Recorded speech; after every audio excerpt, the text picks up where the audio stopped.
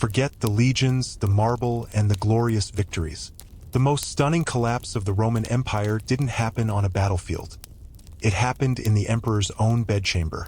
In 38, at the peak of Rome's golden age, a 15-year-old girl named Valeria Messalina married Emperor Claudius. She wasn't just a bride. She was a promise of purity, a vessel for the dynasty.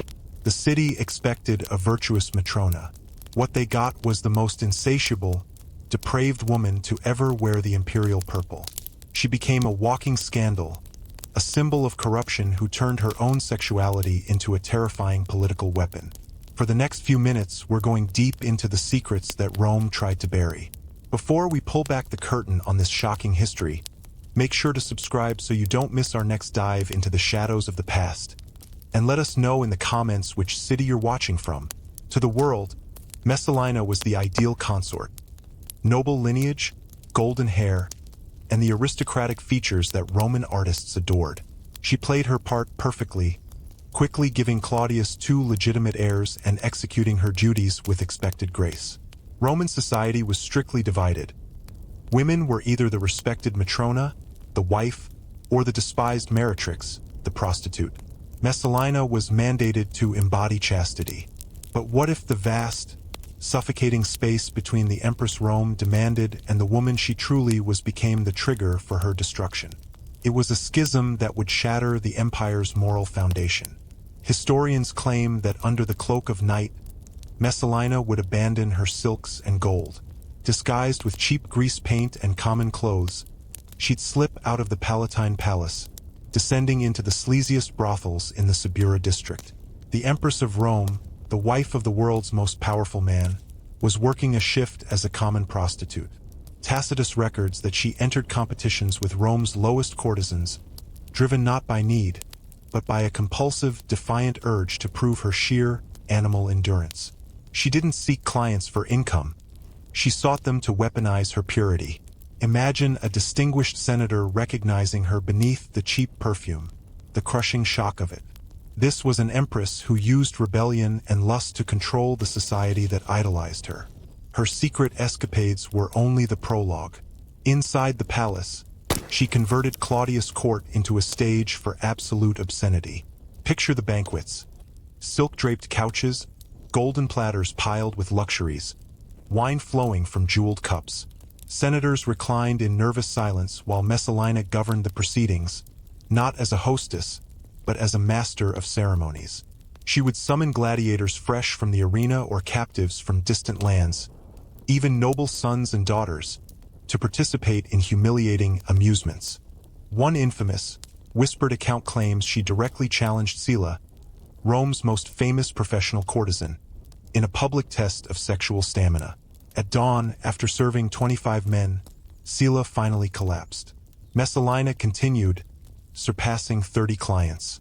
Her victory was met with a horrified, palpable quiet.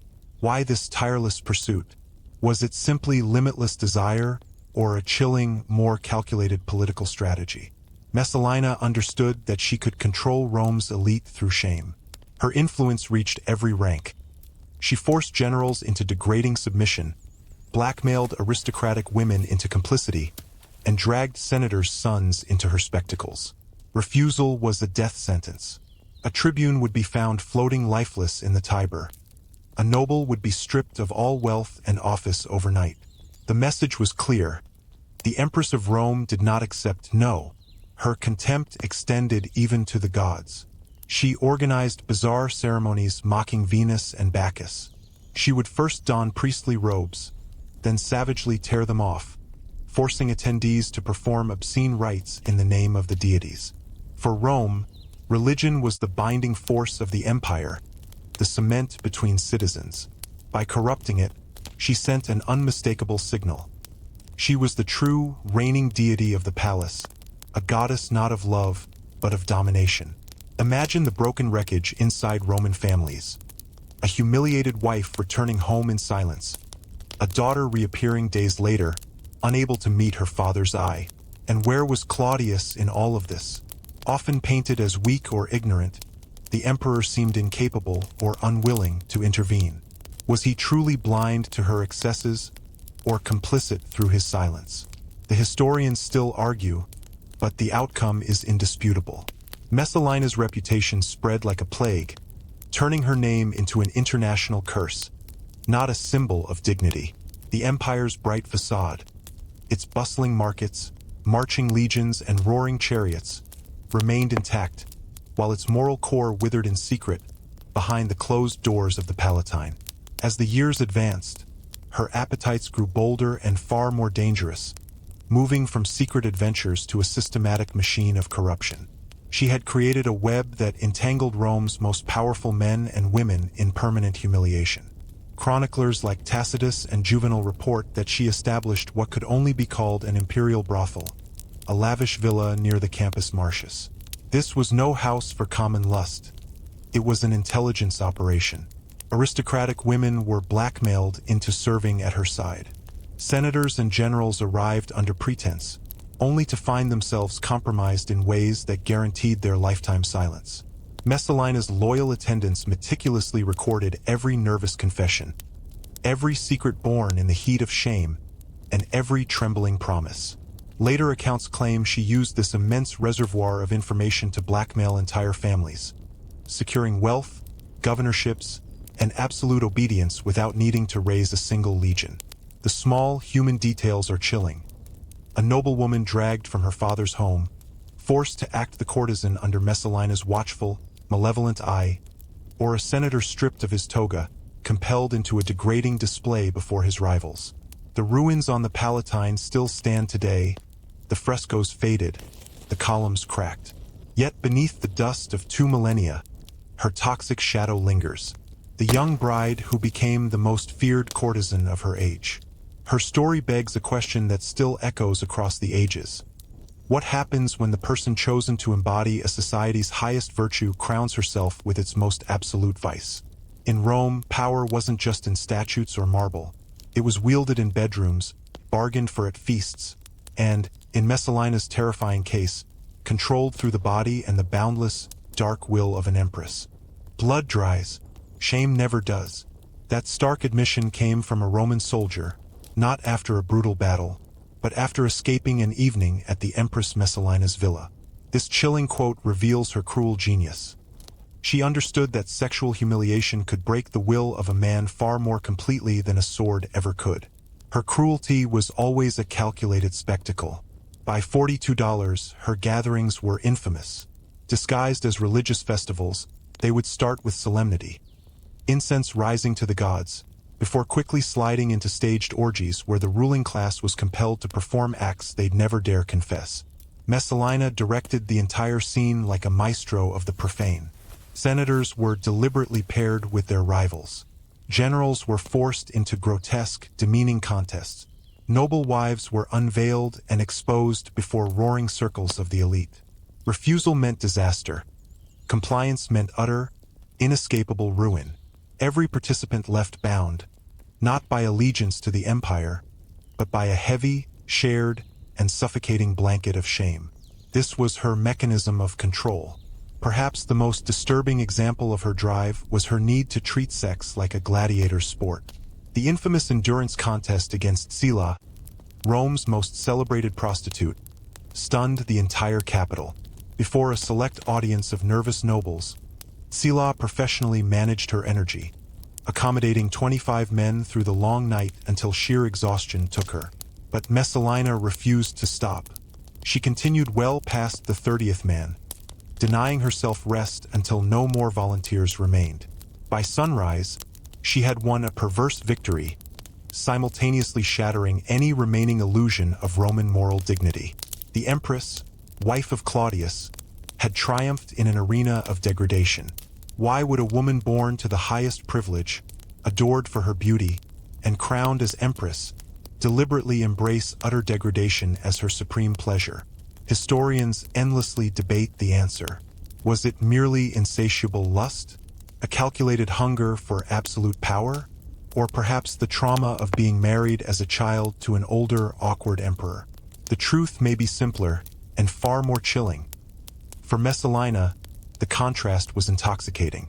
The more her public role demanded stringent chastity, the more thrilling and essential it became to violently betray it. Her perverse empire of lust had brutal consequences for Rome.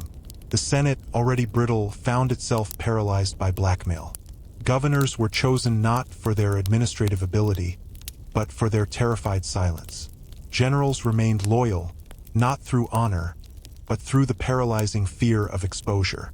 Rome's internal policies warped under her unseen, tyrannical hand. Foreign envoys began whispering of strange negotiations where Roman senators appeared subdued, distracted, and utterly broken. The empire's entire leadership structure was being quietly consumed by one woman's dangerous fixation. But decadence inevitably breeds enemies. The common soldiers, usually tolerant of imperial excess, began to mutter. Their loyalty frayed when rumors spread that comrades had been summoned to Messalina's villa and systematically stripped of their dignity before her elite guests. For men hardened by years of brutal war, this humiliation was considered far worse than death. The barracks began to ring with curses and whispers of mutiny that, in any other circumstance, would have been immediate treason. Her paranoia escalated. Guards were tightened, and punishments grew harsher. Her spectacles became crueler, as if doubling the shame could somehow strangle the nascent rebellion. The breaking point arrived dramatically at $48 with an act so incredibly brazen it still staggers historians. While Emperor Claudius was away in Ostia, Messalina staged a public wedding. Not a secret tryst, but a full Roman marriage to her lover, the handsome Senator Gaius Silius. Priests attended, witnesses signed, and contracts were formally sealed. Every Roman ritual required was observed, legally legitimizing the union. By law, she was now married to Silius while simultaneously holding the title of Empress and wife of Claudius. This wasn't a mere scandal. It was an open act of treason. Her lust had finally morphed into a direct political revolt. What drove her to such madness? Did she truly believe Claudius would submit, that the Senate would yield, that Rome would accept an empress with two husbands? The motive remains elusive, but the act proved fatal. Loyal freedmen rushed to inform Claudius. At first he laughed, convinced it was a wild rumor. But as the proof accumulated, his laughter turned into incandescent rage. The mocked, cuckolded emperor finally returned to Rome with armed soldiers. Messalina was found in the palace gardens. The ancient writers describe her final moments with cold precision. She begged and pleaded, offering her children as collateral. When mercy failed to appear, she fumbled with a suicide attempt. A soldier quickly stepped in and thrust his blade home. The empress who had enslaved Rome through shame died not in grandeur, but in panic and blood. Her punishment didn't end with death. Claudius ordered her statues immediately torn down, her name scrubbed from all public inscriptions, and her memory formally condemned to oblivion, the dreaded damnatio memoriae. Yet Rome never truly forgot her. The harder they tried to bury her name, the louder her legend grew. Stand in the Palatine ruins today, and the silence feels heavy. Visitors admire the mosaics, yet the very stones seem to whisper of darker things. The brothel, the blackmail, the forbidden marriage.